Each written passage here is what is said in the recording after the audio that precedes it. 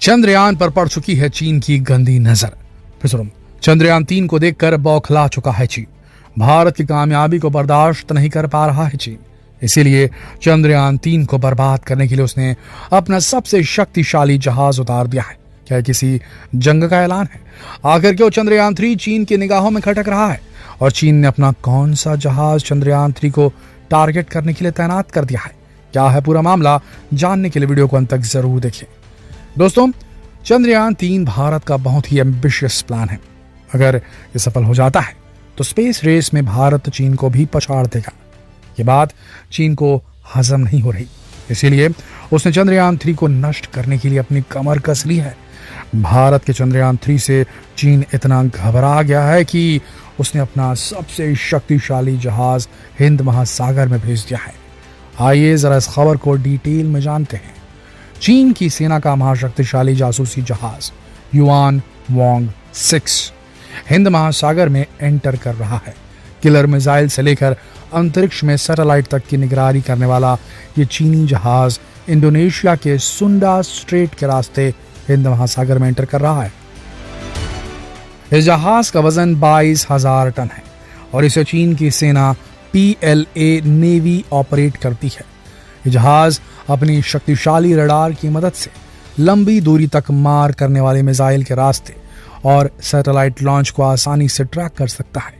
चीन का शक्तिशाली जहाज हिंद महासागर से भारत की सामुद्रिक गतिविधियों पर जासूसी नजर रखने की हिमाकत में जुटा है। आंध्र प्रदेश के श्रीहरिकोटा से लॉन्च होने वाले सैटेलाइट भी उसकी जासूसी जहाज की नजर में आ सकते हैं।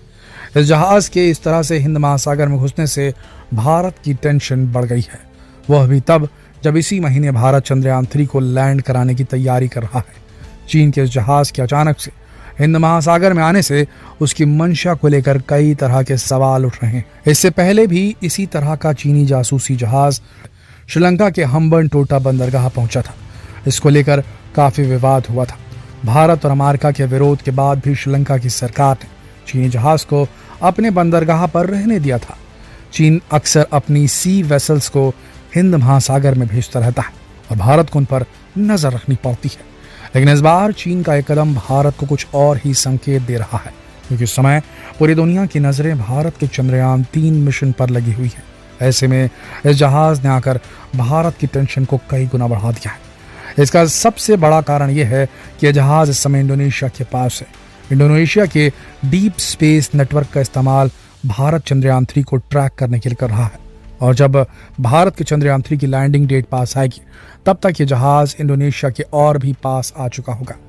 दोस्तों, ये जहाज इतना शक्तिशाली है कि स्पेस में घूम रहे किसी भी सैटेलाइट को सूंघ कर उसका पता लगा लेता है।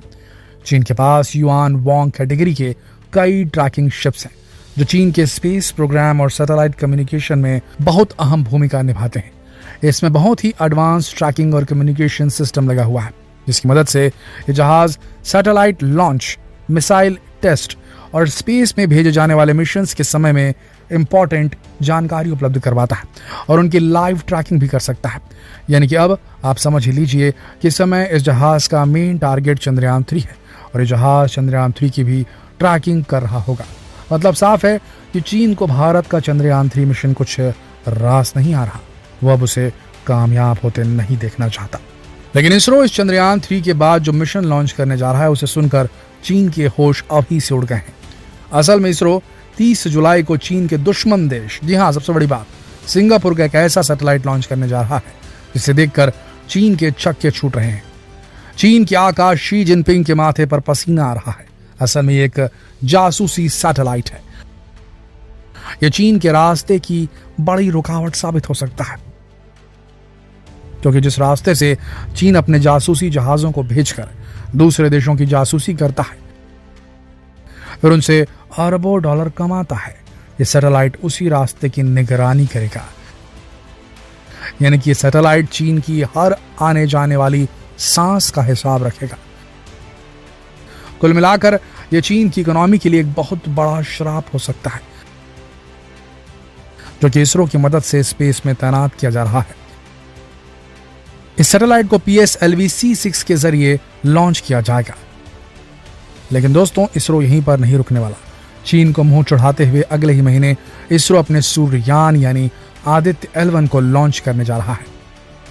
इसे 26 अगस्त को लॉन्च करने की तैयारी पूरी की जा चुकी है और इसके बाद एक और कदम आगे जाते हुए इसरो गगनयान भी लॉन्च करने जा रहा है और इसके बाद शुक्रयान को लेकर भी उसकी तैयारी पूरी हो चुकी है और भारत की उड़ान चीन को अब जहर की तरह लगने लगी है। इसलिए उसने अब भारत की जासूसी के लिए अपने जहाज को इंडोनेशिया में खड़ा कर दिया है। चीन के जासूसी जहाज के घुसने पर भारत की नौसेना भी एक्शन में आ चुकी है। हिंद महासागर में भारत काफी अहम रोल प्ले करता है। यही वजह है कि भारत लगातार इस जगह पर लगातार नजर बनाए हुए है। दक्षिणी चीन सागर के बाद चीन लगातार हिंद महासागर में अपनी स्थिति मजबूत करने की कोशिश करता रहता है। इसी कारण वह अफ्रीका में जिबूती में बने अपने नेवल बेस को लगातार स्ट्रांग बना रहा है। इसके अलावा पाकिस्तान के ग्वादर बंदरगाह को नेवल बेस में बदलने की पूरी तैयारी कर चुका है। इसी वजह से भारत लगातार अपनी नेवल पावर को बढ़ा रहा है ताकि ड्रैगन की लगाम कस के रखी जा सके। वैसे दोस्तों, चीन की इस तरह की हरकतों से मुकाबला करने के लिए ही भारत ने अमेरिका से सी गार्डियन ड्रोन खरीदा है और P-8I विमान लगातार हिंद महासागर की गश्त लगाते रहते हैं। ये जहाज चीनी सबमरीन्स का शिकार करने की क्षमता से लैस है। इस तरह अब चीन जितनी भी कोशिश कर ले वो न भारत का कुछ बिगाड़ सकता है और ना चंद्रयान 3 का।